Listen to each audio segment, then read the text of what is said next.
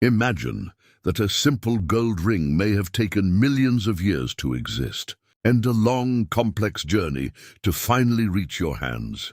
Today, you're going to discover how gold is produced from deep inside the earth through mining, extraction, purification, and finally, its transformation into jewelry that symbolizes wealth, power, love, and eternity. It all begins underground.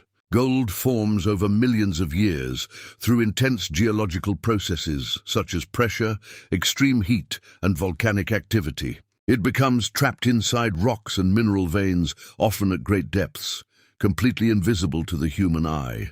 To find it, companies use geological surveys, magnetic sensors, soil analysis, and advanced mapping technology. When a gold-rich area is identified, the mining phase begins. There are two main types of mining: underground mining carried out through deep tunnels, and open-pit mining, where massive craters are carved into the ground. Giant machines excavate tons of earth and rock every single day. Even so, the amount of gold present is extremely small.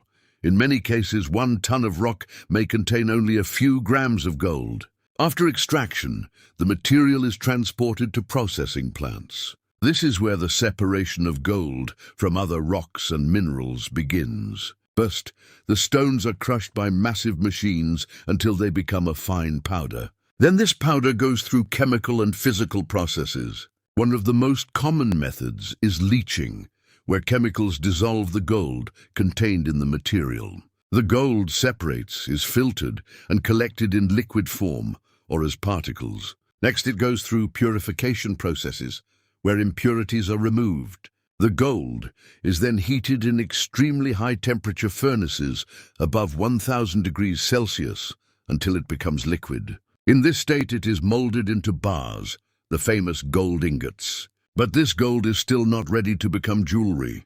In its pure form, gold is very soft.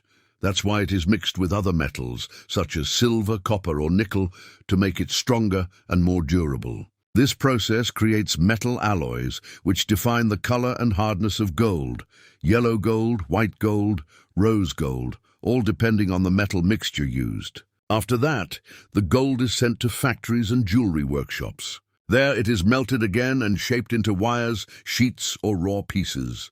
Artisans and high-precision machines transform this material into rings, necklaces, bracelets, earrings, and pendants. Each piece of jewelry goes through multiple stages: shaping, cutting, soldering, polishing, and finishing. If the piece contains precious stones, they are set by hand, using techniques that require extreme precision. The final polish gives shine, smoothness, and that mirror-like finish that makes gold reflect light in a unique way.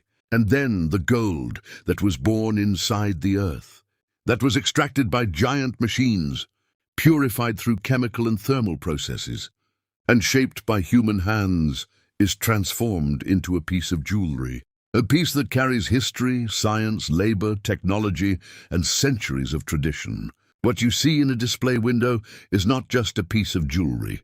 It is the result of a journey that began millions of years ago in the heart of the planet. If you enjoyed this content, leave a like, subscribe to the channel so you don't miss the next videos. Thank you for watching, and I'll see you next time.